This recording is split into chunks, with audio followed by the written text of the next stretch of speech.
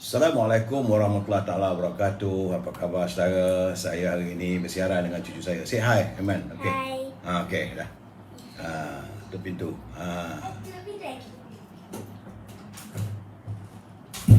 Begitulah saudara. Apa khabar saudara Zamari LC?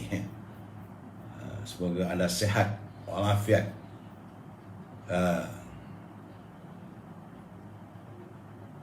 Saudara Setan Kuning, Waalaikumsalam. Saudara Harun Muhammad, Saudara Mustafa Ilyas.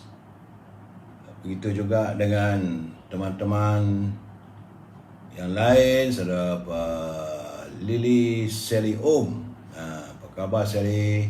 Abu Hashim, Haji Ridwan Hassan, Waalaikumsalam. Saudara Abu Nems, Yaya Mamat, apa khabar saudara?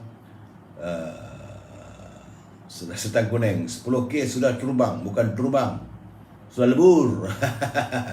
Terus suara lagi, jangan risau. Zian, kita akan tetap meminta Saudara Syukur Jamil, Saudara Hadi Syarif, Saudara Haji Ridwan Hassan, apa khabar? Waalaikumsalam, khabar baik. Begitu juga dengan Cik Mustafa, Cik Suf, Waalaikumsalam dari Kelang ya, Saudara Mustafa. Saudara Midah Kasim. Ni cucu nak masuk lagi ni. Okey, okey.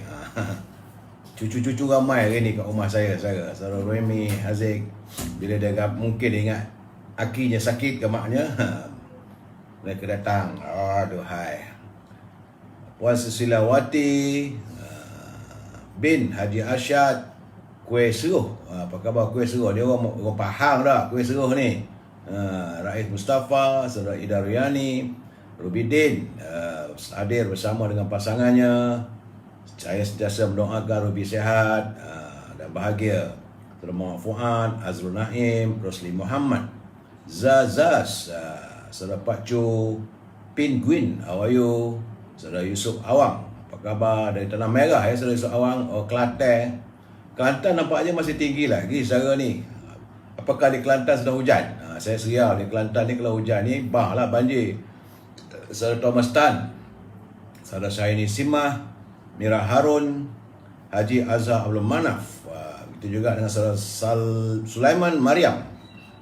Salam dari Pontian, saudara Tuan Iksan Sayuti, Pontian.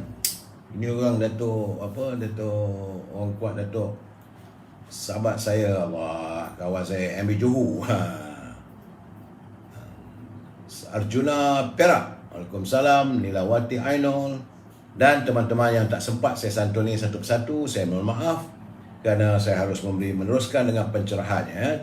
Baik saudara, hari ini tanggal 10 Disember, hari Jumaat 2021, yang merupakan hari yang ke-631. Artinya saudara, dah 631 hari dah bumi bertuah ini dijengah oleh virus corona dan masih belum mau usai dan tak nak keluar lagi. Sebab hari ini walaupun ada penurunan, sebagaimana yang dilaporkan oleh Saudara Rio dari Semelaya, hari ini jangkitan adalah 5,058 orang. Susut sedikit sebab semalam 5,466 dan semalam kematian adalah berjumlah 41 orang. Jumlah keseluruhan warga kita yang dijangkiti oleh virus corona sudah pun mencecah 2,683,523 orang. Semalam kematian 41. Dan ini menjadikan jumlah untuk bulan ini, untuk setakat 10 Disember, jumlah yang terkumpul sudah pun mencecah 50,741 orang. Jadi saudara, berusahalah kita menjaga kebersihan diri. Sebab saya juga dalam kesempatan ini saya mohon agar teman-teman yang berkesempatan mendoakan sahabat saya, Saudara Ahmad Jad Jedawi, yang kini kritikal. Beliau terpaksa ditidurkan di hospital Sungai Buloh kerana dipercayai dijangkiti oleh virus corona. Hari ini kabarnya bertahap oksigen dalam badan Saudara Jad begitu kritikal. Jadi terpaksalah ditidurkan di Sungai Buloh. Bersamalah kita berdoa agar teman kita ini, sebab Saudara Jad ini adalah kawan saya, untuk kami berbincang soal politik dan sebagainya saudara. Dan hari ini beliau disahkan dijangkiti COVID, malahan anak sulungnya pun katanya positif. Jadi kita harus berusaha lah secara untuk terus menjaga keluarga kita. Hanya kita lah yang mampu menjaga diri kita. Agak rasa pelik sikit badan tu, kuarantin lah diri masing-masing. Saya pun kalau rasa badan tak sihat, saya selalunya saya kuarantin diri saya di rumah. Tak payah keluar, lakukan penjarakan sosial. Tiada keperluan, tak perlu duduk rumah.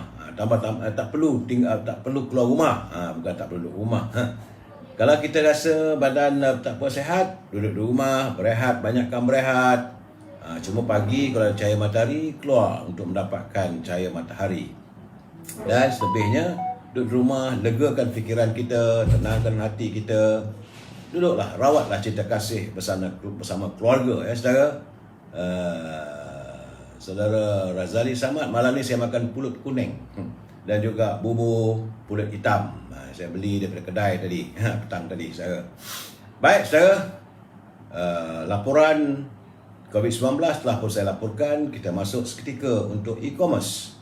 E-commerce, jangan lupa bagi mereka yang punya produk, hubungi Al-Azhar di talian 011-330-41241. 011-330-41241. Dengan Azhar ni jangan lupa dia punya haruman setangi bakur, wangikan, wujudkan aroma mewangi dalam bilik saudara ataupun di rumah saudara. Kerana kalau rumah kita wangi, ia adalah merupakan kegemaran, kesukaan para malaikat, tetapi dibenci oleh syaitan. Dia takkan masuk rumah kita kalau rumah kita sentiasa wangi dan bersih, saudara. Juga saudara boleh hubungi Siti Farehah di talian 017-711-4300, 017-711-4300. Cuma setakat sehari 2 hari ni bertenang dulu dia punya dendeng manis Siti Farehah, kerana dia pun tak sihat, baru keluar daripada hospital. Tapi saudara yang tinggal di Lembah Kelang boleh berhubung dengan Syauqi untuk mendapatkan bekalan buah-buahan daripada luar negeri seperti kiwi, cherry, anggur, apple dan sebagainya. Grade AAA, harganya murah daripada harga pasaran, dan buah-buahan tersebut boleh terus dihantar ke rumah saudara. Ini untuk di Lembah Kelang. Hubungi Syauqi di talian 012-357-5703. Usai e-commerce, kita masuk tazkirah singkat saudara, ya. Tazkirah kita hari ini saudara adalah untuk kita sentiasa berbuat baik. Saudara, dalam apa ini surah Fatir ayat yang ke-37, surah Al-Fatir ada menyebut, dan mereka berteriak di dalam neraka, ya Tuhan kami, keluarkanlah kami dari neraka, nescaya kami akan mengerjakan kebaikan yang berlainan dengan telah kami kerjakan dahulu. Jadi Allah Subhanahu Wa Taala bersabda, dan katakan kepada mereka, bukankah kami telah memanjangkan umurmu untuk dapat berfikir bagi orang yang mau berfikir, padahal telah datang kepadamu seorang pemberi ingatan. Maka rasakanlah azab kami, dan bagi orang-orang zalim tidak ada seorang pun penolong bagimu. Saudara, jadi Imam Fadil menyebut bahawa sebuah teori bertaubat iaitu yang layak dicatatkan dengan tinta emas, iaitu kita sentiasa berbuat baik dalam usia-usia, sisa-sisa usia kita yang ada ini. Dengan itu agar diampuni dosa-dosa kita yang telah lalu dan yang akan datang. Jadi kerana itu, jika anda masih rajin bermaksiat di sisa usia anda, maka anda akan dihukum kerana dosa yang telah lalu dan dosa yang akan datang. Ini adalah hadis Ilya Al-Waliyah, ya saudara. Kerana Nabi Muhammad SAW bersabda, katanya Allah memberi uzur kepada seorang yang diakhirkan ajalnya hingga sampai usia 60 tahun. Ini hadis riwayat Al-Bukhari. Jadi saudara, kalau boleh kita lakukan yang terbaik dalam hidup kita. Tak perlu lagi kita hidup dalam kancah kemaksiatan. Ingat saudara, dunia ini pinjam-pinjaman. Ya saudara, itu tazkirah singkat. Saya harap kita dapat berkongsi, saya dapat jadikan panduan dalam kehidupan kita. Kita masuk mutara kata, apa kata sahabat saya Saleh bin Hasan. Katanya, kita berkongsi kata-kata yang baik. Bukannya kita nak tunjuk kita baik, tetapi apa salahnya kita berpesan-pesan kepada kebaikan. Walaupun diri kita sendiri pun banyak kekurangan. Itu dia. Jadi pandangan daripada saudara Ibil, mantan guru yang sekarang ni berada dalam persaraannya, dia kata kita berkongsi kata-kata yang baik. Bukannya kita nak tunjuk kita baik, tetapi tidak salahnya untuk kita berpesan-pesan kepada kebaikan. Walaupun diri kita sendiri punya banyak kekurangan. Ya, kalau kita kekurangan pun tak apa, asalkan kita sentuh, kita jaga ataupun kita memberi nasihat yang baik-baik.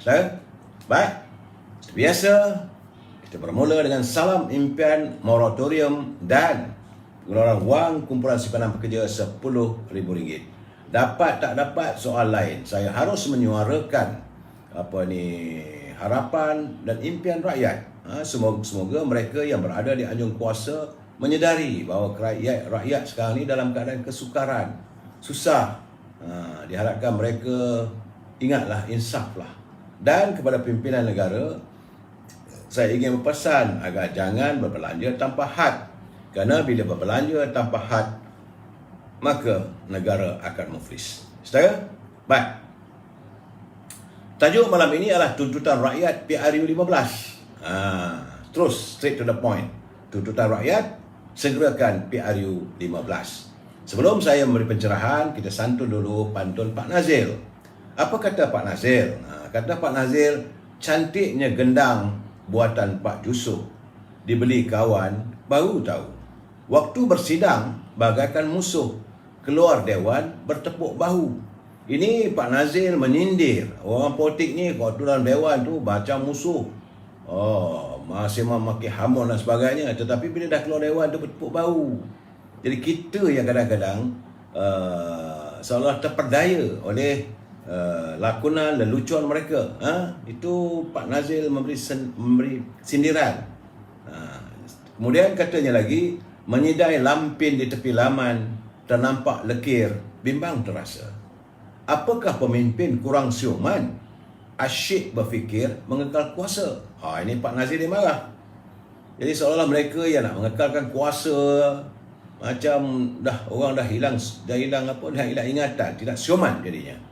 Itulah kita mengharapkan agar pemimpin sedarlah, jangan duk bekerja soal kuasa saja. Saudara, terima kasih Pak Nazil. Tidak lupa saya menyantuni pantun anak muda yang masih terus berjuang. Hari ini saya nampak dia pergi ke mana tadi tu? Dia pergi ke area sebelah Sungai Siput, kalau tak silap saya. Dia hantar gambar kepada saya, iaitu sebuah kilang pengeluaran baja. Kerana sekarang ni susah, orang kata baja mahal, tapi bila dia pergi, tak ada pun apa kilang itu mahal, dia diterung maksudnya. Jadi saya mengharapkan agar pimpinan, khususnya di Negeri Perak, kalau ada kilang baja di situ, bantulah apa yang patutnya. Kata Saudara Nordin Malik melalui pantunnya, tanam sayur di tepi rumah, isi penuh di bakul ranjang. Apa sebab pertanian lemah? Tiada perancangan jangka panjang. Itu puncanya. Pertanian ini dilihat lemah kerana tiada perancangan. Bukannya apa-apa pertanian tak baik, bukan dia ni tanah kita tak subur, tapi kerana tiada perancangan jangka panjang. Katanya lagi, gadis Sarawak orang Penan pagi-pagi pergi ke pasar. Jalan mudah, import makanan. Kroni AP untung besar. Jadi akhirnya pimpinan merasakan bila ada masalah, ada krisis makanan, maka dia akan pergi membuat keputusan import makanan. Jadi bila import makanan tu, orang yang dapat AP ataupun permit mengimport itulah yang untung. Bukannya menyelesaikan masalah. Saudara. Sahabat saya, Saudara Jamil Idris juga berkirim salam dan berkirim pantun. Saya nampak pantun kali ini mungkin dia terpanggil selepas saya menzahirkan perasaan saya hubung dengan keadaan apa yang berlaku pada Najib yang ditinggalkan oleh teman-teman. Jadi kata Saudara Jamil Idris, pagi hari rebus ketupat untuk hidangan majlis kenduri. Teman ketawa mudah didapat, teman menangis daku sendiri. Itulah Saudara Jamil. Teman ketawa ni senang nak dapat. Kalau tambah-tambah lagi, kalau kita berada, punya kedudukan, punya wang, ramailah kawan. Tapi teman menangis, diri kita lah sendiri, saudara. Jadi saya harapkan pantun-pantun ini dapat memberi kesedaran kepada kita. Baik, saudara, kita masuk seketika untuk gedung ilmu yang saya culipan daripada buku kiriman sahabat saya Tan Sri Johan Jaafar, itu pemimpin dalam kata kepimpinan Melayu. Jadi kita mengharapkan pemimpin hari ini dan akan datang. Dan ini juga merupakan harapan pemimpin masa lalu, iaitu pemimpin itu haruslah mempunyai sikap jati diri yang kuat dan mempunyai ketakwaan. Dia tidak harus menjadi pemimpin yang disifatkan sebagai pemimpin antuk. A-N-T-U-K, antuk. Mengantuk aja kerjanya. Bukan mengantuk, antuk. Antuk ni macam berbalah, saudara. Kenapa? Dalam istilah kepimpinan Melayu, pemimpin antuk ni, bila hadirnya pemimpin antuk, menjalankan tugas, hatinya busuk. Memegang amanah, akalnya bengkok. Diberi nasihat, dia mengamuk. Ditegur orang, dia mengaruk. Ini kulit culipan kata-kata orang tua dahulu. Kalau orang yang pemimpin antuk ni, bila diberi nasihat, dia mengamuk. Kalau ditegur, mula dia mengaruk. Negeri rosak, rakyat pun teruk. Bila dijadikan pemimpin, amatlah buruk.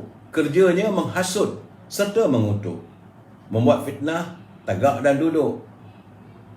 Negeri rosak, rakyat bergamuk. Kalau ada pemimpin begitu, akhirnya negeri itu rosak. Dan rakyat yang terpaksa berbalah sama sendiri, akhirnya kerana kehadiran pemimpin antuk ni.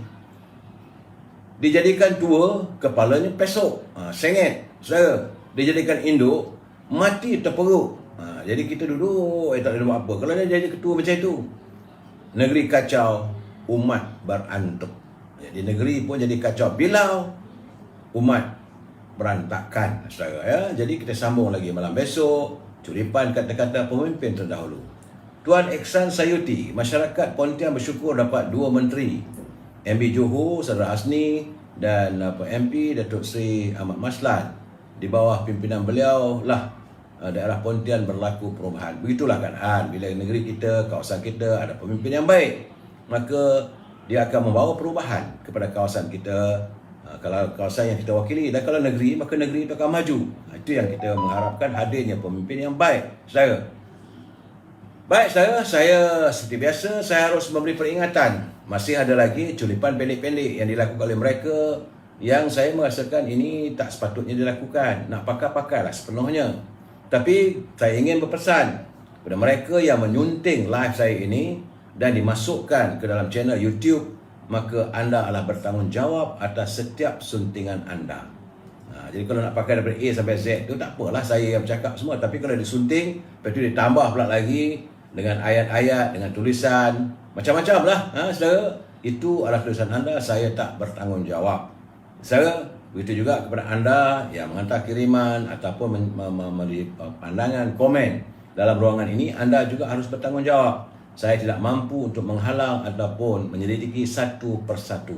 Saudara, ingat bahawa ini adalah pencerahan politik yang saya lakukan tidak lain tidak bukan hanyalah untuk memberi penerangan dan penjelasan setiap apa isu yang ada supaya kita faham keadaannya, saudara. Dan kita, waktu saya memberi pencerahan ini, prinsip kita adalah kita mesti bersetuju untuk tidak bersetuju. We must agree to disagree.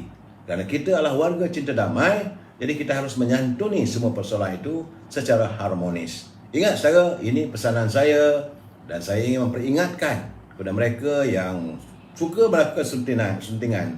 Bagi saya, nak sunting tu kalau ada untuk mendapat keberuntungan, itu masalah anda. Saya izinkan, buatlah. Apa salahnya kalau dapat keuntungan, dapat rezeki, tetapi jangan menyusahkan. Saudara, itu je masalahnya. Baik, saudara, ingat ya pesan itu ya.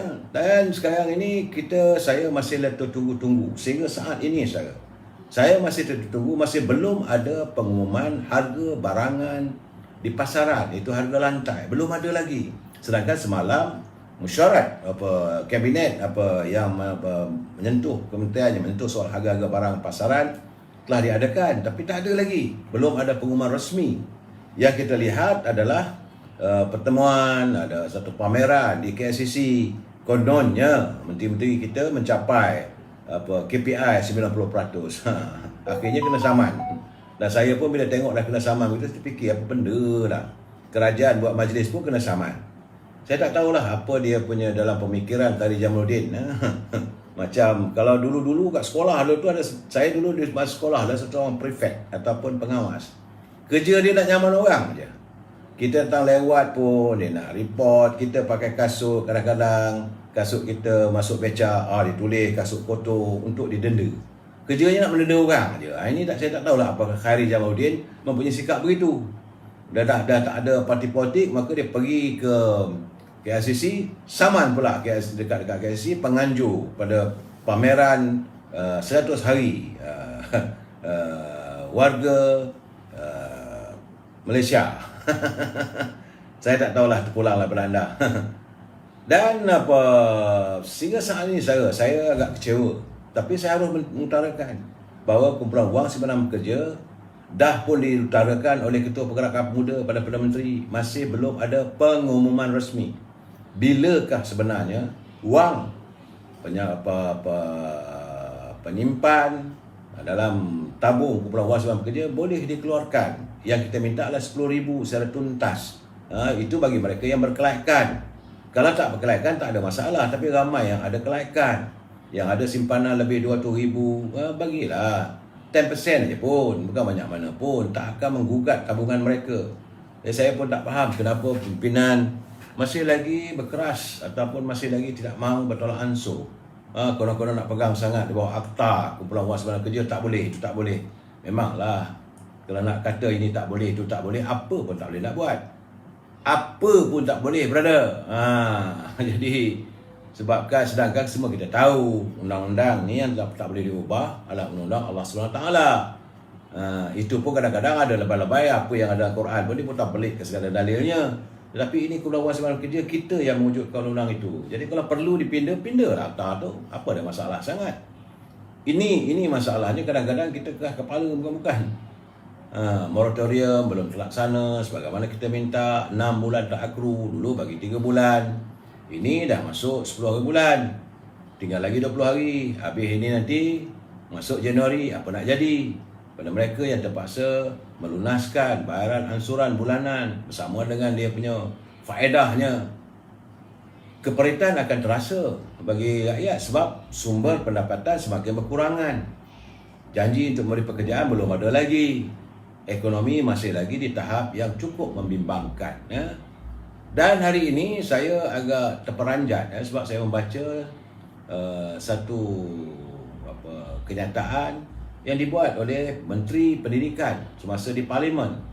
Saya pun hairan kerana sewaktu menjawab soalan kepada ahli Parlimen Kanga iaitu Nur Amin, Menteri Pendidikan Radhi Jidin, dia mengatakan bahawa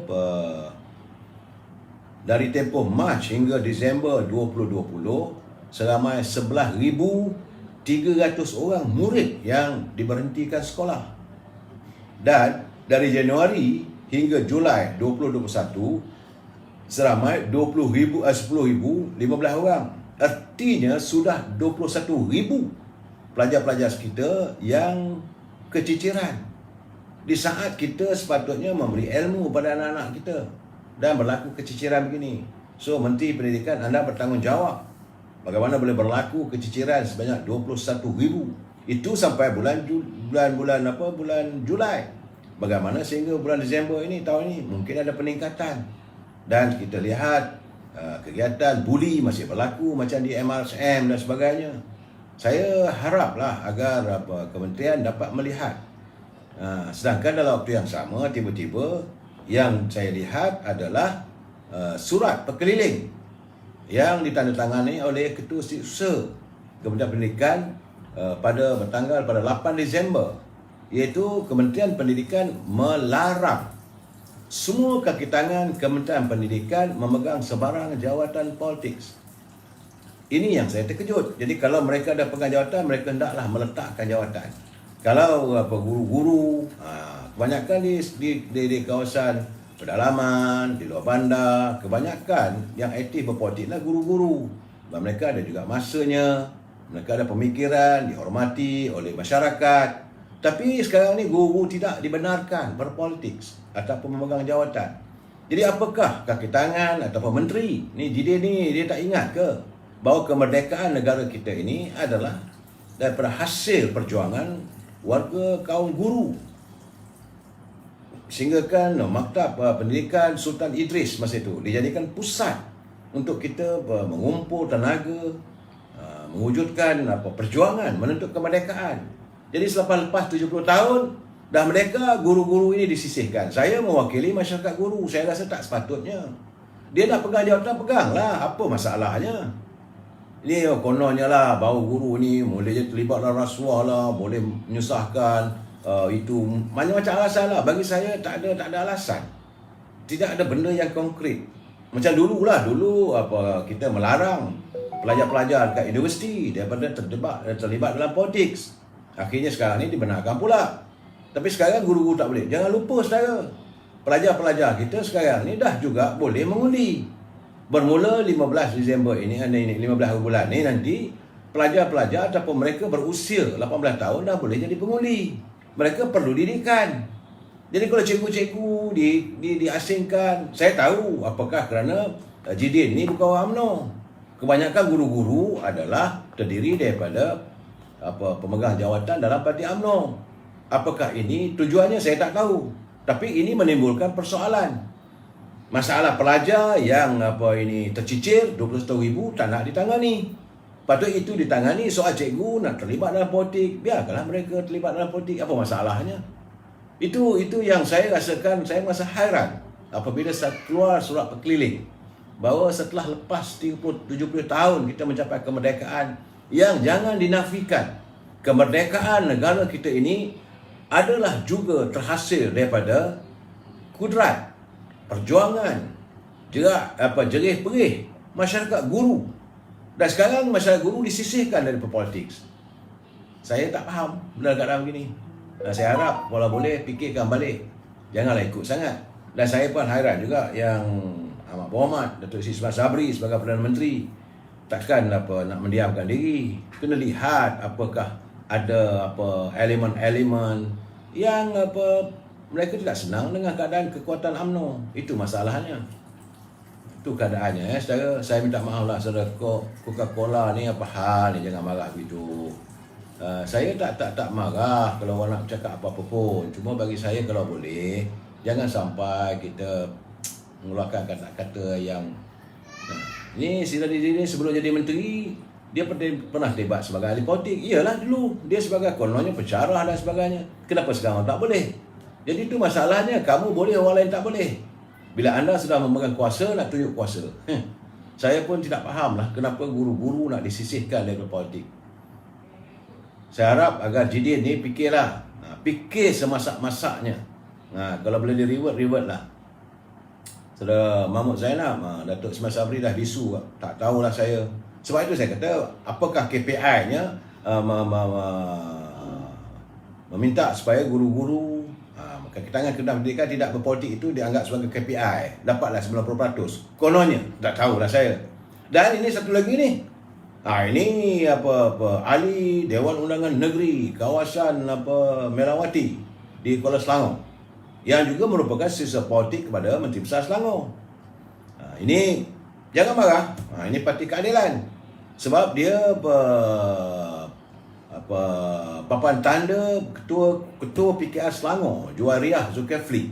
Akhirnya dia mohon maaf kerana beberapa papan tanda ranting parti itu yang berada di sekitar Kuala Selangor menggunakan tulisan dalam bahasa Bangladesh. Lagi saya pening kepala. Apa nak jadi orang politik kita ni sekarang ni? Gunakan bahasa kebangsaan sudahlah, ataupun gunalah bahasa Inggeris, dua sudahlah. Ini nak disantuni sampai ke warga Bangladesh.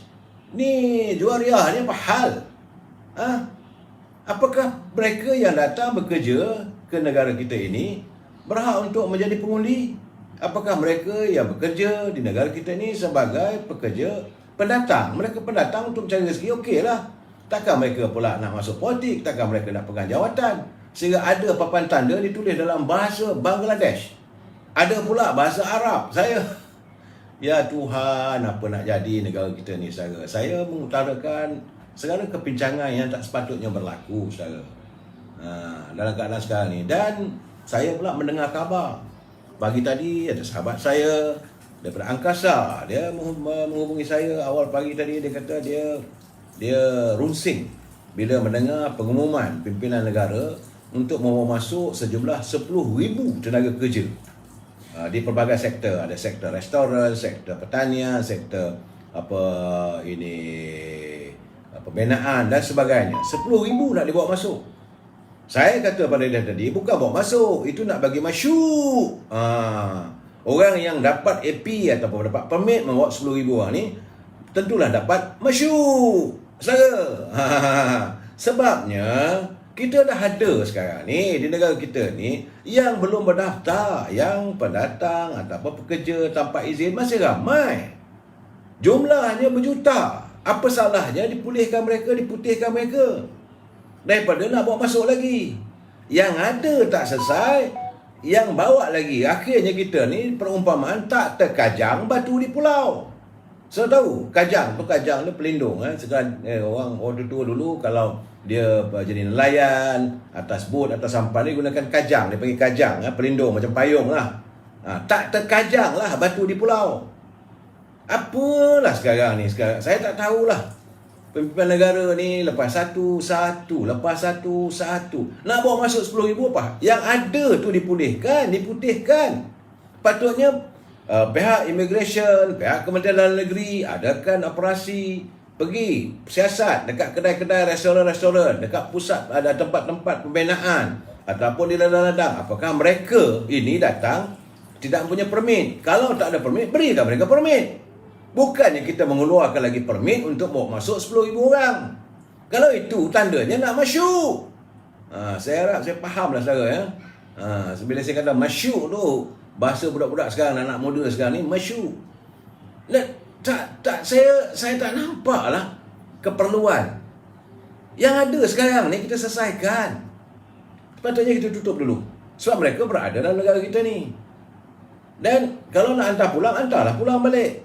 Dan setelah semua dah bersih, barulah kita fikirkan tak cukup. Ini sebenarnya bukan tak cukup. Tenaga pekerja itu tidak mahu ke depan. Mereka tidak berani. Sebab takut kadang-kadang mereka akan ditangkap, diberkas, akan dia tak pulang. Tapi kalau dijamin bahawa mereka boleh kekal bekerja, tetapi dengan syarat selesaikan segala masalah mereka ini. Jadi wujudkan di setiap daerah tempat-tempat pemutihan. Ini tak nak dibuat begitu. Jadi memanglah dulu ada musim pemutihan, tapi sekejap saja. Mana boleh selesai benda ni saudara. Dan nak dibawa masuk 10,000 ni bukan sikit orangnya. Kalaulah satu orang bawa masuk, yang tukang ejen yang bawa masuk tu, ini dapatan saya katanya lah, kalau RM1,500 seorang kali dengan 10,000, juta masyuk. Itu masalahnya. Dalam keadaan sekarang ni rakyat susah, tangani masalah dulu yang ada dalaman. Jangan kita bawa lagi masalah lagi. Itu keadaannya. Saya mengharapkan agar pimpinan dapat memikirkannya. Dan hari ini saya kata ini biar betul ni, dia kata. Bila Dr. Mahathir pula mengeluarkan buku dia, apa ke tajuk buku dia tu? Capturing Hope. Bila dia kata bahawa untuk orang mengatur, adakah untuk sesiapa saja nak berjumpa dengan pak-pak menteri kena bayar RM100,000. Kita biar betul negara Malaysia ni. Kita ni dah jadi negara apa benda ni? Apa negara yang kita ada sekarang ni? Rakyat nak mengadu hal, nak minta bantuan daripada pak-pak menteri. Kalau orang yang menguruskan tu kena dibayar RM100,000. Ini apa benda ni? Apa hal negara kita ni? Dan saya cakap terang, saya juga dapatan. Ada yang saya terima laporan yang mengatakan bahawa kalaulah pak menteri dah sign dia punya sokongan, lepas tu dia hantar kepada pejabat sesulit, nak keluar surat tu pula ada orang dia pula nanti kena bayar sekian-sekian banyak. Apa benda ni? Ini kerja merepek. Jadi pendedahan daripada Dr. Mahathir ni, saya harap benda ini dapat menyedarkan bapak-bapak menteri kita ni. Stop lah, berhentilah aktiviti yang sebegini. Dia dalam Capturing Hope, dia ceritakan pengalamannya. Dia kata dalam tempoh 3 tahun ketika dia kembali menjadi Perdana Menteri selepas PRU 14, itu dalam Pakatan Harapan lah. Jadi siapa nak jumpa dengan Menteri kena bayar RM100,000. Jadi kalau jumpa Perdana Menteri, berapa RM100,000 lagi. Inilah keadaannya sekarang. Negara kita sekarang ni jadi berkecai. Hilang dia punya penghormatan orang. Jadi secara lain tak ada fikir duit. Sebab tu saya kata amatlah sayang sekali bila pemimpin Melayu, Islam, kita saling benci membenci, kita saling fitnah memfitnah, kita saling jatuh menjatuh, dan akhirnya matlamat untuk membela rakyat tersasar jauh. Mereka hadir dalam dunia politik, mereka hadir di pentas-pentas politik, menggapai untuk mendapat jawatan, menjual, menjaja nama demi untuk perjuangan rakyat. Bila dah jadi wakil rakyat, bila dah jadi pemimpin, mereka melupakan soal rakyat. Ini orang yang saya katakan orang yang kacang lupakan kulit. Lupa jalan pulang. Orang yang sudah melihat bintang di langit, lupa rumput di bumi. Ini keadaannya saya tak boleh terima apabila ada pemimpin yang begitu. Sepatutnya pemimpin Melayu mesti saling mewarisi sebagaimana apa yang saya nyatakan tadi. Dalam gedung ilmu, macam mana pemimpin-pemimpin Melayu yang diharapkan oleh kepimpinan terdahulu. Jadi mereka mesti berhemah, mesti ada niat, mesti ada willpower untuk membantu rakyat, untuk saling menasihati sama sendiri, bukan untuk terus terjebak dalam perbalahan demi perbalahan. Akhirnya rakyat dikesampingkan. Masalah rakyat banyak. Dunia hari ini semua tahu ekonomi dunia sudah merudum. Dan kita sepatutnya memperbaiki ekonomi kita. Tapi kita sekarang ni masih berbalah. Kita terus dengan kebobrokan nafsu. Nafsu itu mengatasi segala-galanya. Jadi lain tak ada, aku nak jawatan, aku mesti dapat itu. Jadi untuk mendapat jawatan, wujudkan fitnah. Untuk dapat jawatan, orang ni mesti dijatuhkan. Jadi saling jatuh menjatuh. Masalah rakyat diketepikan. Jadi Adiwera, Pak Menteri semua berlumba-lumba nak buat duit selagi boleh. Betul Adiwera. Saya juga melihat kenyataan begitu kerana adanya kenyataan-kenyataan daripada mantan Perdana Menteri. Kita zaman Pakatan Harapan. Jadi rakyat harus melihat. Kalau pemimpin yang begini kita singkirkan. Sedangkan kadang-kadang saya hairan, ini berlaku dalam jajaran kepimpinan Melayu. Ini tidak berlaku dalam MCA, tidak berlaku dalam DAP, tidak ada dalam gerakan. Mereka walaupun dalam beberapa parti mereka tidak ada saling maki-memaki. Malahan bila ada satu isu yang membangkitkan kepentingan warga yang mereka wakili, mereka bersatu hati. Kita tidak.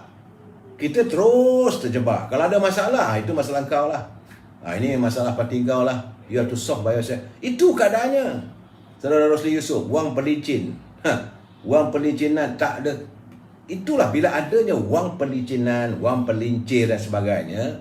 Ini masalah yang mewujudkan korupsi. Sebab itu saya kadang-kadang bila tengok ataupun saya hadir dalam majlis-majlis, ini khusus untuk warga UMNO, saya nak tegur. Bila ketua bahagian ke pemimpin itu, dia kata kita nak buatkan majlis, nak buat itu, nak buat ini, apa semua. Dari ujung sana, Wabi, ataupun Datuk, house. Ini tidak ada dalam pemimpin terdahulu. Dalam perjuangan kita tak ada. Tidak meletakkan ni nak haus lah, masyuk, minta itu, minta ini. Sepatutnya kita berjuang dengan penuh keikhlasan. Sepatutnya bukan rakyat yang datang jumpa menteri. Jadi ahli-ahli politik betul, saya setuju dengan saudara Imran Musa. Sepatutnya mereka jumpa rakyat. Render the service. Bukannya kita meminta bantuan mereka. Mereka harus membantu kita. Dalam tambah-tambah sekarang ni, dalam keadaan sekarang ni, dalam keadaan ekonomi yang tenang, dalam keadaan rakyat ramai yang sakit kesan daripada pandemik 19, kita baru-baru nak pulih sedikit pun, tapi pekerjaan tak ada. Inilah masanya anda menunjukkan keprihatinan anda pada rakyat. Saudara Riza, MCA MCA, DAP, MIC itu bukan Melayu. Saya harus menegur. Betul, mereka bukan Melayu. Sebab tu saya awal-awal bicara saya dalam gedung ilmu, bicara kepimpinan Melayu. Saya harus menegur bangsa saya daripada orang lain tegur. Kalau orang lain tegur nanti, geram saya nanti. Sebab itu saya ini nak mengingatkan sekali lagi. Sebab semalam rupanya saya terlupa. Sedap geram sangat, beremosi sangat semalam. Saya terlupa untuk menyebut bahawa kenyataan daripada Siswa Agung UMNO Malaysia, iaitu mesyuarat perwakilan bahagian 4 peringkat. Hanya 4 peringkat, iaitu pemuda, puteri, wanita dan bahagian. akan bermula daripada 11, 12 dan 18 Disember. Mula besok, saudara. Mula besok adalah bahagian-bahagian sama ada pemuda ke, wanita ke. Ini untuk warga UMNO, saudara. Yang bukan UMNO ni dengar je lah. Saya tahulah bahawa ini ruangan ni orang UMNO bercakap. Saya kena mengingatkan kenyataan daripada Setiausaha Agong UMNO Malaysia bermula daripada 11, 12 dan 18. Itulah 3 hari saja. Lepas tu tak ada lagi. Lepas 18 bulan tak ada mesyuarat bahagian. Okey, saudara. Kemudian dalam perhimpunan itu akan dipilihlah perwakilan dan sebagainya. Perhimpunan Agung UMNO ataupun PAU akan diadakan di PWTC pada 13 dan 15 Januari. Sila ambil nota. Itu secara hybrid. Iaitu gabungan kaedah yang bersemuka dan secara maya. Macam mana yang kita buat tahun lalu. Jadi untuk itu saya mengharapkan agar pimpinan di perangkat bahagian mulai besok, lusa dan sebagainya kemukakanlah usul. Saya mengharapkan ada usul supaya kita menuntut di perangkat akar umbi, menuntut supaya Yang Amat Berhormat Perdana Menteri segera membubarkan parlimen agar diadakan pilihan raya. Bukan nak wujudkan pemilihan parti. Itu memecah belahkan parti kita. Saudara, ini saya dapat tahu sudah ada orang turun ke bahagian-bahagian, bawalah berkepuklah duitnya. Nak masyuk ni. Supaya bawa usul supaya pucuk pimpinan parti mengutamakan pemilihan parti terlebih dahulu sebelum diadakan pilihan raya. Saya nak katakan apa benda ni? Mungkin mereka memberi alasan. Bahawa alasannya kerana dalam perjanjian persefahaman antara Yang Amat Berhormat Perdana Menteri dengan Pakatan Harapan itu DAP, keadilan dan amanah, maka pilihan raya tidak boleh diadakan pada sebelum bulan Julai. Itu perjanjian Perdana Menteri dengan Pakatan Harapan. Dia tidak pun ada satu perjanjian dengan UMNO. Jadi UMNO berhak menuntut. Kita nak menuntut. Akar umbi mengatakan bahawa sekarang ni kita nak pilihan raya dulu. Selepas pilihan raya, barulah kita selesaikan permasalahan dalam parti kita. Sebab kadang ni kalau kita adakan pertandingan dulu, pecah UMNO ni. Yang Amat Berhormat Perdana Menteri kena ingatlah, anda lah sebahagian daripada warga UMNO.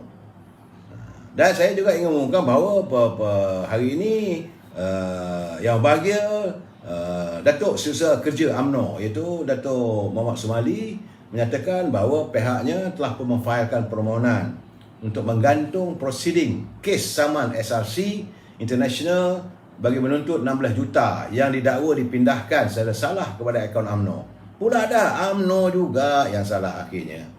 Saudara, itulah keadaannya apabila mereka yang pernah berada di anjung kuasa melihat apa saja cari jalan nak dipangkah UMNO ni, pangkah sebaik mungkin. Sebab itu menerusi affidavit sokongan. Jadi Setiausaha Kerja UMNO Datuk Muhammad Sumali Ridwan, dia kata defendant memfailkan notis rayuan di Mahkamah Rayuan berhubung keputusan Pesuruhjaya Kehakiman Kueh Chiu Sun pada 10 November. Saya sedih sebenarnya, saudara. Sebab yang membuat keputusan tu bukan orang Melayu, ke atas parti Melayu. Saya bukan resis, saudara, tapi itu keadaannya. Jadi sebab wang itu bukan datang daripada syarikat saksi atau pergandingan mentari atau jendela pengira atau mana-mana syarikat yang didakwa. Tiba dikatakan ada. Jadi keadaannya kita nak cakap ni, kalau kata datang daripada Datuk Najib, daripada Datuk Najib Perdana Menteri dulu, PAS pun dapat. Tak percaya tanya Datuk Lokman Adam. Parti-parti MIC dapat, MCA dapat. Tapi kenapa disingularkan? Mesti kepada UMNO saja. Gerakan sekarang pun dapat. Jadi saya haraplah, saya untuk penjelasan supaya kita faham bagaimana UMNO sekarang ni begitulah ditekan, sama ada di dalam ataupun dari luar. Sebab itu saya menyantuni kenyataan Setiausaha Agong veteran UMNO Datuk Mustafa Yaakob. Dia selaku Setiausaha Agong veteran UMNO Malaysia. Katanya bahawa beliau menerima maklumat bahawa hampir 70% kepimpinan pemuda puteri di semua peringkat akan matang tempoh umur mereka dalam pergerakan masing-masing menjelang pemilihan pada tahun 2022 tahun depan. 70%, saudara.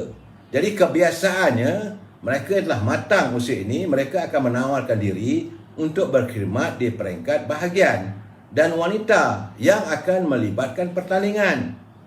Jadi bila berlaku pertandingan, kata Datuk Mustafa Yaakob, maka risikonya ialah memberi kesan kepada PRU15. Oleh itu, UMNO veteran, ini veteran UMNO, kami orang lama ni merasakan untuk mengelak berlakunya risiko ini, maka PRU15 hendaklah diadakan segera sebelum pemilihan parti. Lagipun sekaranglah masa paling sesuai untuk PRU15 diadakan. Lebih-lebih lagi kita dah ada keyakinan di Melaka dapat kemenangan. Nampaknya ada sokongan daripada rakyat. Dan MOU yang ditandatangani di antara kerajaan dengan pembangkang tidak akan mengikat UMNO BN untuk mendesak Perdana Menteri mengadakan PRU lebih awal. Kerana ianya bukan MOU. Soalnya sekarang ni, kau dah sign ke tak sign ke, bukan boleh saman. Cuma memanglah bila dah habis bubar Parlimen, habislah perjanjian itu. Perjanjian ini hanya terakru apabila selagi kita ada masih kerajaan, Datuk Ismail Sabri sebagai Perdana Menteri masih berkuat kuasa, tapi dah bubar Parlimen, mana ada lagi dah. Jadi sebagai Perdana Menteri, ini tuntutan daripada Saudara Mustafa Yaakob. Dia kata Pak Long Maai sebagai PM yang berkuasa untuk memutuskan pembubaran Parlimen bagi memberi laluan kepada PRU15 sewajarnya meletakkan kepentingan parti UMNO dari mempertahankan kabinet yang boleh merugikan dan melemahkan parti. Itu kenyataan daripada Setiausaha Agung UMNO Veteran Malaysia. Terima kasih Datuk Mustafa yang begitu sentiasa peka kepada keadaannya. Saudara Portland, COVID, mana ada COVID? COVID dah tak ada benda pun dah. Lewat Sarawak boleh buat sekarang ni Pak Lan. Di Melaka tak ada apa-apa pun. Jadi apa masalahnya? Jadi sebab itu saya katakan dalam keadaan sekarang ni kita terus insaf. Jadi bila kita musim pemilihan nanti itu, UMNO perlu melakukan perubahan dalam melantik pimpinan akar umbi. Enough is enough. Kita perlu melakukan perubahan. Jadi tak perlu lagi lah kita nak buat katakan undi secara terbuka. Buat undi sulit di semua peringkat. Dan saya faham memang ada gerakan. Setakat ni saya sendiri pun ada didatangi oleh orang-orang tertentu yang memujuk saya supaya segerakanlah pemilihan parti. Katanya pemilihan parti itu selesai lebih baik daripada pemilihan raya. Saya kata macam mana pula, agak bagi saya ada logikanya. Bila berlaku pemilihan parti tentulah perbalahan, perpecahan. Dan bila ada perpecahan, macam mana nak buat pilihan raya nanti? Sebab itu saya katakan, kalaulah ada mereka datang, bawa duit, ambil. Itu betul-betul masyuk. Tapi kita kena tolak permintaan mereka untuk diadakan pemilihan parti. Orang nak bagi, ambil lah, apa masalahnya? Takkan kita nak jadi lembu pada diorang, bagi duit kita ikut. Mana boleh begitu? UMNO mesti berani. Mesti ada jati diri. Mesti ada menyuarakan pandangan dan pendapat masing-masing. Dan bila kita berhujah, biar dengan nada. Jadi ini supaya untuk menyelamatkan parti. Parti kita tak habis-habis, saudara. Kita didatangi satu persatu. Dengan saya katakan parasit-parasit. Mereka ini parasit. Kerana mereka melihat selagi Presiden UMNO tidak ditukar, maka mereka akan mengalami masa depan yang gelap untuk diturunkan sebagai calon pada UMNO dalam pilihan raya umum. Jadi kalau berubah kepimpinan UMNO di tingkat 38, maka cerahlah harapan mereka untuk jadi calon. Sedangkan dia lupa bahawa belum pasti rakyat akan terima mereka untuk diberi keyakinan sekali lagi sebagai pemimpin. Mereka juga akan bakal membawa musibah kepada parti dengan keberadaan mereka, sebab rakyat dah tolak. Walaupun Yang Amat Berhormat Perdana Menteri mengatakan bahawa KPI 90%, saya bila sebut KPI 90%, malam tadi kalau tengok teman-teman yang menghantar mesej dalam live saya sendiri pun 90% yang ketawa. Betul ke? Ataupun ini kenyataan yang demam. Ini alasan, kalau alasan COVID bagi saya tidak. Bagi saya tak ada masalah. Amerika COVID boleh mengadakan pilihan raya. England boleh, Jerman boleh, satu dunia ada COVID. Bukan COVID hanya ada di Malaysia. Jadi soal pemilihan jalankan untuk pilihan raya. Kalau nak kata COVID, pilihan parti pun COVID jugalah. Jangan kita nak argue, kita tak boleh mengadakan pilihan raya kerana musim COVID. Kalau begitu, pemilihan parti pun tak payah diadakan. Perhimpunan persidangan parti pun tak boleh diadakan. COVID. Kalau nak bagi alasan, jangan bagi alasan yang membodohkan kita. Saudara, saya minta maaf lah. Jadi Jalani Daud, PRU 15 tolak biar rasuah. Barisan Nasional tidak rasuah, ya rasuahnya pemimpin. Ini saya cakap dulu, saudara, jangan kata BN, UMNO, marahlah saya. Sebab itu kita sekarang ni saya menuntut agar pimpinan parti di peringkat tingkat 38 tu segera merubah, sedia kesenaraikan calon-calon muka baru. Sebab yang ada sekarang ni pun bagi saya menghabiskan boreh saja. Lain tak ada cakap masyuk. Kita gunakan perkataan masyuk lah saudara. Tuan nak kata bom besar kata bolok. Malam ada orang tegur saya, Datuk marah sangat ke dengan dia orang ni membesarkan buntut isteri. Saya bukan apa sebab marah geram. Tapi masanya sekarang ni masa berubah. Jangan lagi kita meletakkan kepentingan masyuk. Sudah-sudahlah. Dan kalau nak buat pemilihan parti pun 75% saudara. Ini ketua-ketua bahagian ni kalau nak minta pemilihan parti ni terserah diri ke yang dia akan dilanggar oleh ketua pemuda. Ketua pemuda tentulah ada dia punya kekuatannya. Ketua puteri pun sama, kalau mereka bersatu puteri dengan pemuda, langgar ketua bahagian, hilang masyuk, tertarik masuk longkang nanti. Jadi jangan letakkan begitu, biar kita selesaikan satu persatu. Biar parti mengumumkan calon siapa yang akan dilantik sebagai calon Perdana Menteri, calon menteri, calon wakil rakyat kalau kita menang nanti. Biar lepas pertandingan baru kita adakan pemilihan parti. Itu yang terbaiknya saudara. Dulu-dulu pun kalau kita nak adakan pilihan raya pun ditangguh pilihan parti. Sebab itu rakyat harus menuntut. Saya setuju pandangan sahabat saya Syarif Embun pun. Dia mengatakan bahawa PRU 15 patut dipercepatkan. Dan tak boleh nak ditangguh-tangguh. Tak payah nak tunggu lagi sekarang ni. Jadi sebagai Perdana Menteri, kata saudara Syarif Embun, dia kata Perdana Menteri dari parti Indo-UMNO. Dia Datuk Ismail Sabri mestilah mengambil kira kepentingan parti sendiri daripada kepentingan lain. Jadi dalam keadaan sekarang ni yang takut untuk mengadakan pilihan raya ni adalah macam parti PBB Bersatu. PBM dia nak tengok kepimpinan UMNO ni berubah supaya baru ada jajaran boleh kerjasama antara UMNO dengan PBM supaya UMNO ini boleh diperkudakan. Ini gambarannya. Alias Zamri 98 ke laut Datuk. Memang pun ke laut. Tapi yang mereka pentingkan masyuk. Masyuk ke laut Datuk. Jadi saya pun satu hal lagi bila saya tengok tiba-tiba Norma ni, kadang-kadang sahabat saya nak saya kritik kesian pula dia. Tapi kadang-kadang permintaan dia bukan.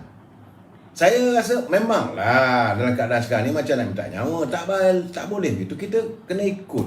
Tiba-tiba Tan Sri Norma dia kata UMNO Selangor minta supaya diberi otonomi. Macam UMNO Sabah lah. Otonomi untuk meneruskan Muafakat Nasional. Kita memang tak ada masalah dengan Muafakat Nasional, tapi PAS tak ada pimpinan daripada PAS. Kalau kita bagi otonomi kepada UMNO Selangor, kononnya untuk kerjasama antara ahli UMNO dengan PAS di Selangor, pemimpin PAS di Selangor itu akan dipecat. Apakah mereka boleh dianggap sebagai wakil PAS? Itu lebay-lebay yang atas tu yang tak ada lagi. Dah tak ada dah, tak payah nak bercakap lagi Muafakat Nasional. Tetapi kena berusaha untuk meyakinkan ahli-ahli akan umbi PAS bahawa kita tidak memusuhi mereka. Kita mahu bekerjasama dengan mereka, tapi bukan atas nama Muafakat Nasional. Muafakat Nasional sekarang dah hancur, dah berkecai. Dan kita tak mahu mengizinkan Muafakat Nasional ini dijadikan kuda tunggangan untuk membolehkan Parti Pribumi Bersatu ni menyertai balik supaya kita menyantuni PBM. Parti yang syarat dengan kata-kata. Jadi saya harap saudara Norma tak payahlah minta. Lebih baik saudara berjumpa, mengadakan pertemuan dengan ahli-ahli PAS akar umbi. Nyatakan sebenarnya ini masalah penerangan. Saudara Syam Jalil, perlu diadakan penerangan secara bersiri dengan ahli-ahli UMNO PAS di peringkat akar umbi. Kadang-kadang ahli-ahli peringkat akar umbi ini tak dapat kefahaman. Kalau mereka faham, tentulah mereka tak menuntut. Sebab untuk apa kita mengadakan satu Muafakat Nasional Selangor? Apa gunanya sedangkan di peringkat pimpinan atas-atas lepas tidak merestui lagi. Dan kita pun dah tak mahu dah. Cukuplah. Saya haraplah kalau boleh cerita Muafakat Nasional ni banyak luka, banyak kepedihan, banyak sembilu yang tertanam di jiwa kita oleh onar yang mereka lakukan. Onar yang dilakukan oleh pimpinan-pimpinan yang terdahulu dalam UMNO sendiri. Sudahlah.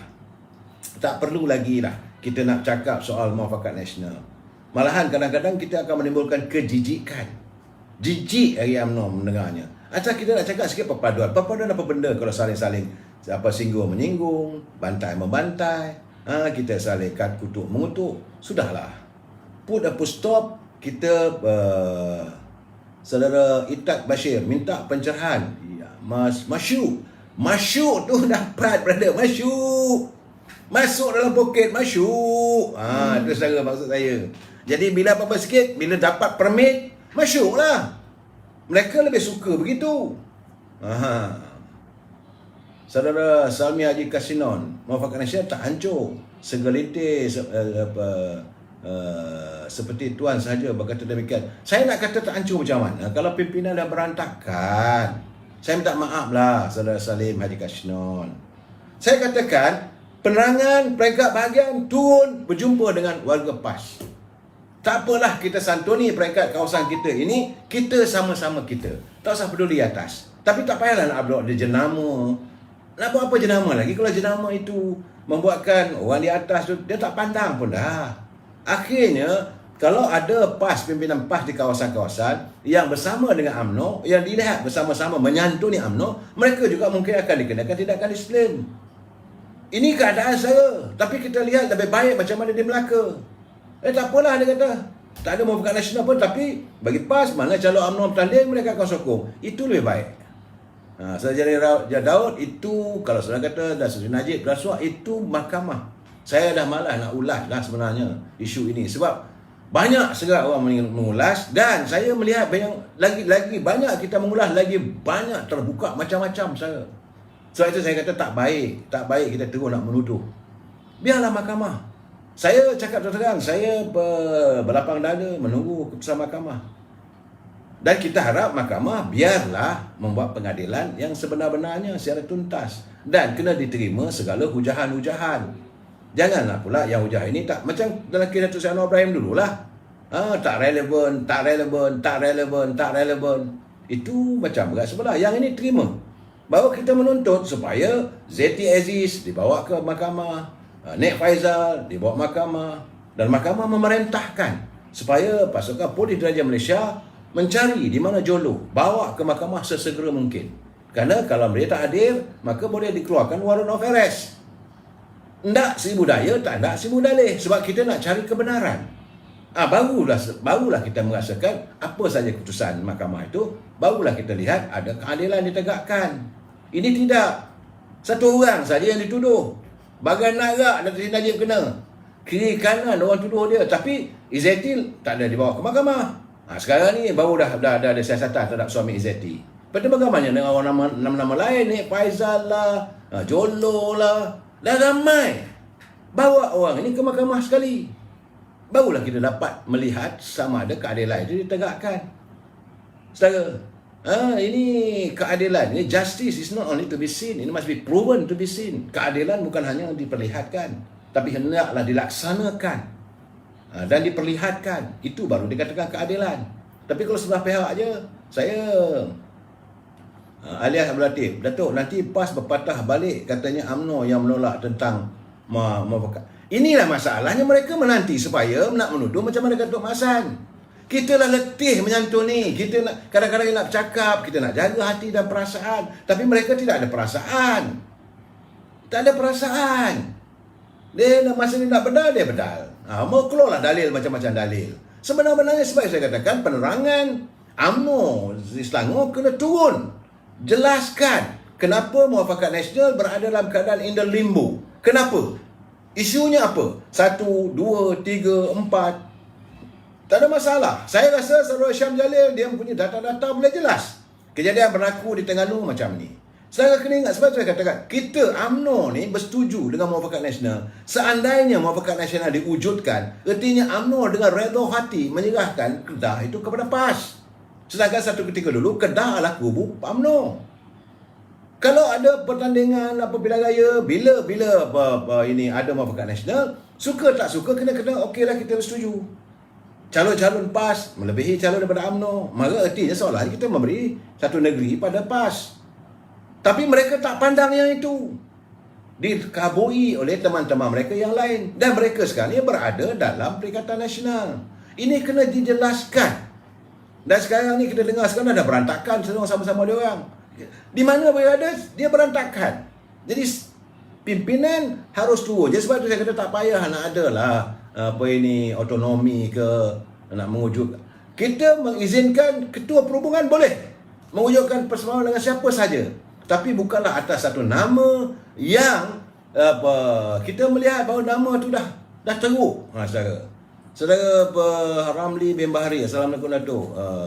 Mengapa parti UMNO takut sangat untuk pejuang sendiri? Biarkanlah PRU. Jadi UMNO ada jati diri. Saya setuju dengan saudara Ramli. Sebab itu saya katakan, kita mesti macam pelari di Melaka, kita go solo. Saya yakin Presiden UMNO pun begitu juga. Ada alang-alang kita dah diperleceh yang seperti itu, tak apalah. Cukuplah, sudahlah. UMNO ni dari dulu lagi pun kadang-kadang kita diperleceh, kita ditentang, kita dilawan. Tapi masalahnya dalaman UMNO itu tak selesai. Masih ada lagi parasit-parasit yang meletakkan kepentingan diri mereka. Saudara Razak Berjaya, PAS, saya tak mau tuduh mereka lah. Ya, jadi bagi saya, biarlah mereka dengan cara mereka. Tapi kita lihat sejarahnya PAS ni daripada dulu lagi kita bersama, lepas tu keluar, lepas tu wujudkan Perikatan Barisan Nasional, keluar, lepas tu dia dengan keadilan, keluar, dia dengan semangat 46, keluar. Jadi kalau setaban kali sebenarnya kita tak tahu bila pula dia nak keluar dari Perikatan Nasional. Saudara Epic Firdaus, penyamun tak payah backup penyamun lah. Negara ni boleh hancur pasal perasuah dijadikan pemimpin agak-agak lah Dun. Saya dah kata saudara jangan menuduh orang tu penyamun, orang ni perompak. Biar mahkamah show its course. Kita ada proses. Mahkamah mula-mula mahkamah seksyen, mahkamah tinggi, lepas tu mahkamah rayuan, mahkamah persekutuan. Let the court take its course. Jadi kita sebagai rakyat cinta damai, kita rakyat yang mahu melihat keadilan ditegakkan. UMNO tak ada masalah. Kalau salah, salahlah. Bukan tak ada ahli UMNO yang diseret ke mahkamah. Di Melaka dulu pun ada. Yang dibawa ke mahkamah, tak tuduh rasuah dan sebagainya. Di Selangor juga, walaupun kita yakin tidak berlaku. Tak sepatutnya orang macam Tok Arun dituduh, tapi dituduh juga. Okey, kan ada politikal. Begitu juga pimpinan-pimpinan yang lain. Di Kedah pun ada kena, di Terengganu ada. Tapi kita tak mau membesar-besarkan aib orang. Jadi saudara, apa yang berlaku di Johor. Dan masalah sekarang ni, asyik-asyik UMNO. Saya tak mau sebut. Kalau saya lihat secara lahiriah, realitinya, mereka yang berada dalam PBM tu bersih ke? Bersih ke mereka? Kalaulah kerana PBM waktu itu menjadi Perdana Menteri, membentuk kerajaan, kalaulah mereka itu bersih menyertai PBM, kita tak ada masalah. Tapi kita tahu latar belakangnya. Ada yang melibatkan 30 juta, ada melibatkan 5-6 juta, wang duit daripada tabung pergerakan, wang duit daripada tabung UMNO dan sebagainya, wang untuk pengundi yang dilihat diselewengkan. Tapi kita tak nak bangkitkan. Biarlah bila ada aduan ada laporan. Tapi kalau tak ada laporan, kita diam lah. Dan saudara jangan tuduh UMNO. Saya tak boleh terima kalau saudara tuduh UMNO itu korup. Parti tak ada yang korup. Yang korup pimpinan. Kita kena terima hakikat ini, saudara. Saya berkali-kali saya mengingatkan anda semua, jangan kita terjebak dalam mewujudkan persepsi pada parti yang orang tak ada masalah bagi saya. Salah tetap salah. Sebab itu saya selalu katakan, tangan yang mencincang, bahu yang memikul. Kita warga cinta damai. Kalau orang itu bersalah, mahkamah mendapati mahkamah, terima. Tapi biarlah selesai pembicaraan. Biarlah pembicaraan itu dilihat penuh dengan keadilan. Jangan menimbulkan persepsi. Masalah sekarang ni, Nak kata adil macam mana? Satu orang saya dituduh, sedangkan yang lain tu bebas. Yang lain tu boleh ketawa, berdegah-degah. Ini masalah yang kita rasakan bahawa ada kepincangan. Kita tidak mahu ada kepincangan dalam untuk menegakkan keadilan. Justice must be proven to be seen. Dia bukan hanya untuk dipertontonkan, kita keadilan demi keadilan. Keadilan bagaimana? Jadi jangan kita wujudkan keadilan. Sekarang saya tengok macam mana kenyataan dalam buku Dr. Mahathir dia kata, dia seronoklah bahawa Datuk Tan Sri Muhyiddin tidak melepaskan Datuk Seri Najib. Kenapa dia kata begitu? Apakah ada dendam? Kerana dia kata waktu Tan Sri Muhyiddin jadi Perdana Menteri, dia tidak melepaskan ataupun memihak pada Datuk Seri Najib untuk tidak dia menerus tidak diambil tindakan mahkamah. Apakah kena begitu? Apakah ada insiden lain? Apakah ada aturan? Apakah seperti ada arrangement tertentu? Jadi saya tak mahu bercakap lebih soal ini, saudara. Kalau bercakap lebih ini saya panas. Bagi saya, UMNO setakat hari ini tidak ada salah. Jangan tuduh UMNO penyamun, jangan tuduh UMNO korup. Yang korup, yang penyamun orang dia. Dan kadang-kadang yang saya tuduh itu adalah orang yang sedang anda puja. Mungkin dalam parti yang lain. Mungkin, saya tak tahu, mungkin juga saudara-saudara. Mungkin juga datuk saudara ke pak-pak saudara-saudara. Saudara jangan tuduh begitu. Sebab kalau nak buka satu persatu, di mana ada kesempatan orang ambil peluang. Ini naluri kemanusiaan. Tetapi parti UMNO terus menyingsing lengannya, terus mengibarkan benderanya. Lain tak ada demi untuk agama, bangsa dan tanah air. UMNO dari rakyat untuk rakyat. UMNO sentiasa berdiri teguh untuk mempertahankan institusi istana. UMNO akan mempertahankan martabat Raja-Raja Melayu. Itu tak boleh dikompromi. Wa ima a single step. Warga UMNO jangan sekali-kali ada orang mencabar kedaulatan Raja Melayu. Kita akan bangun bangkit. Warga UMNO akan bangkit apabila orang mempersendakan agama Islam. Kita akan bangkit apabila kita melihat negara kita seolah-olah sudah pun mau dicabar. Jadi saya dapatan apa yang berlaku di Sabah sekarang ni. Saya minta supaya Menteri Pertahanan. Kenapa Timbalan Menteri Pertahanan boleh membuat kenyataan di Parlimen? Sepatutnya kenyataan itu tak sepatutnya buat kenyataan terbuka. Siasat dulu apakah benar ada berlaku gerakan-gerakan tertentu. Jangan kita mewawarkan benda yang tak betul. Kadang-kadang kita tak tahu. Jadi kita mewawarkan, kita mungkin ada peperangan, mungkin kita ada musuh. Jangan. Kamu mempunyai all sort of MIO ada, pegawai penyelidik, pegawai risik, jalankan tugas masing-masing. Yang paling penting, UMNO mesti dilihat mempertahankan agamanya, mempertahankan raja-rajanya, mempertahankan agamanya dan mempertahankan bangsanya. Ini tidak boleh tolerate. Kita sambung lagi malam esok. Wabillahi taufiq wa hidayah. Assalamualaikum warahmatullahi taala wabarakatuh. Selamat malam.